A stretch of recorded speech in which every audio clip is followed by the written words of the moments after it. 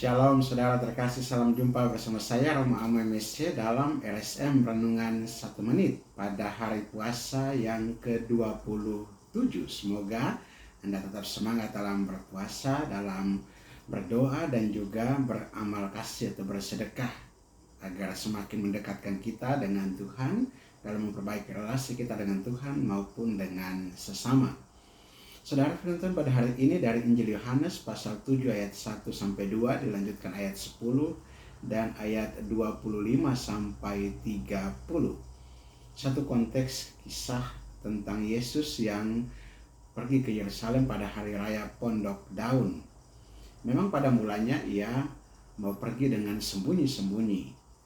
Tapi ketika sampai di Yerusalem, banyak orang yang mulai melihat dan mengenal dia. Dan mereka mengenal dia sebagai orang yang sudah dipergunjingkan di kalangan ahli-ahli Taurat dan orang-orang Farisi bahwa dia akan dibunuh. Tetapi ketika melihat dia leluasa seperti itu, mereka juga bertanya-tanya. Dan di sini Yesus pada kesempatan ini menjelaskan kepada mereka tentang asalnya. Dia katakan, memang kamu tahu dari mana asalku. Tema kita pada hari ini, asal Yesus, yang selalu dipertanyakan oleh banyak orang. Mulai dari kehadiran Yesus pada saat di daerah Palestina, Yerusalem, maupun sampai saat ini. Pertanyaan tentang asal Yesus menjadi pertanyaan yang menyita perhatian banyak orang. Dan terutama juga banyak orang yang mau mencari tahu. Entah itu dengan motif untuk memperjelas atau untuk menguatkan kebenaran mereka, atau untuk juga mau mempersalahkan tentang asal-usul Yesus ini. Baik kita sekalian, kita mengikuti apa yang dikatakan Yesus pada hari ini dalam Injilnya. Memang kamu kenal dan kamu tahu dari mana asalku. Namun aku datang bukan atas kehendakku sendiri, tetapi aku diutus oleh Dia yang benar, yang tidak kamu kenal. Aku kenal dia sebab aku datang dari dia dan dialah yang mengutus aku. Kedatangan Yesus, asal-usul Yesus dijelaskan dari dia yang mengutus aku, dari Bapanya sendiri. Memang secara manusiawi orang mengenal Yesus dari Nazaret. Ataupun dalam kajian tentang kemesiasan Kristus, mereka mempertanyakan tentang Yesus adalah Mesias. Jangan sampai orang mulai percaya bahwa dia adalah Kristus. Dan timbul keraguan di sana. Mesias atau Kristus lahir dari Bethlehem di tanah Yudea, bukan di Nazaret. Tapi memang orang percaya, kebanyakan orang percaya Yesus lahir di Nazaret dan berasal dari Nazaret. Tapi asal sebenarnya dari sisi Yusuf, dari keturunan Daud di kota Bethlehem, Yesus lahir di situ secara manusia. Secara ilahi, Yesus berasal dari Bapanya. Dan pada kesempatan ini Yesus mengajarkan betapa asal-usul bersumber dari perutusannya. Karena itu Yesus ketika dia mengatakan dia berasal dari Bapa, dari dia yang mengutus, yaitu Bapa di surga, maka di sana kita dapat mengenal dan percaya Yesus dan Bapa adalah satu. Kesatuan Yesus dan Bapa ini sungguh-sungguh menjadi dasar iman kita. Bahkan dalam kesatuan Tritunggal, Bapa, Putra, dan Roh Kudus.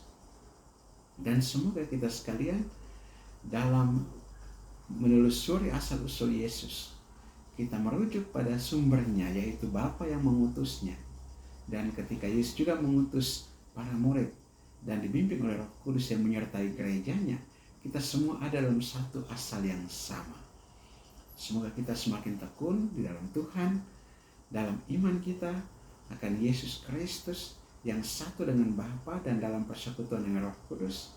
Dan kiranya ini juga menguatkan kita dalam pesiaran hidup di dunia ini, dan mengingatkan kita juga akan makna perutusan kita sebagai murid-murid Kristus, yang kita juga diutus oleh Kristus yang juga bersumber dari Bapa. Marilah kita berdoa. Karena Bapa kekal dan kuasa, kami mengucap syukur dan berterima kasih kepadamu. Engkau mengutus Yesus Kristus Putramu yang mengenal Engkau secara lebih dekat dan mewartakan misi perutusan yang Engkau kerjakan. Pekerjaan-pekerjaan yang dilakukan oleh Yesus adalah pekerjaan-pekerjaan yang berasal daripada.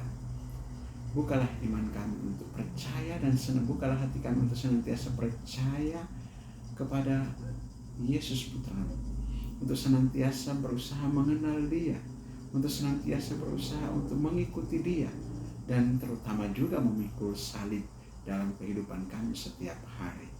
Kami yang juga dengan keterbatasan dan kesulitan dan kelemahan kami, sakit penyakit penderitaan yang kami alami, Tuhan kuatkan kami, sembuhkanlah dan pulihkanlah kami. Dan juga dengan berbagai macam tekanan yang kami alami pada saat ini, tekanan-tekanan yang terkait dengan kehidupan ekonomi, Tuhan berilah kami rezeki kami pada hari ini secukupnya. Tuhan juga ampunilah dosa-dosa dan salah kami, agar kami semakin mengenal dan percaya pada Yesus Kristus Putra-Mu yang berasal daripadamu, Engkau yang mengutus Dia bagi kami untuk penebusan dunia ini. Dialah Tuhan dan juga selamat kami yang hidup bersama dan berkuasa bersama di dalam persatuan Roh Kudus Allah sepanjang segala masa. Amin.